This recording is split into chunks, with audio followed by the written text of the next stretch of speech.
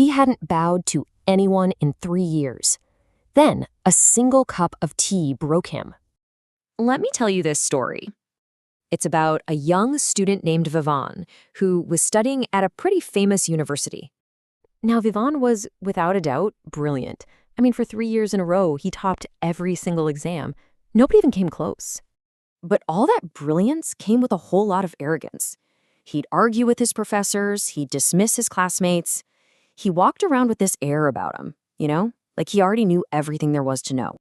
In his own mind, he was already full.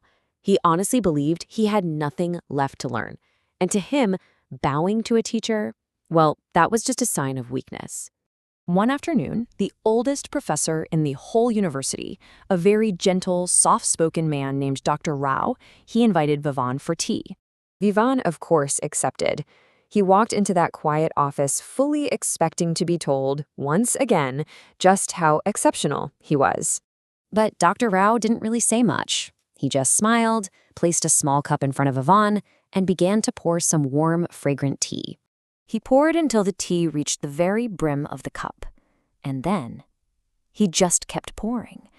The tea started to spill over, onto the saucer, then it ran across the table and started dripping onto the floor. Well, Vivan just snapped. He jumped out of his chair and shouted, "Sir, it's full! It's overflowing! Stop!" Dr. Rao calmly set the teapot down. He looked at his prize student, not with anger, but with this incredibly deep and gentle kindness in his eyes. And he said, very softly, "You are like this cup." He continued, "You are so full of what you already know that there is no space left for anything new. Wisdom cannot be poured into a cup that refuses to empty itself." Vivan just sat back down. He was completely silent. All he could do was stare at the spilled tea.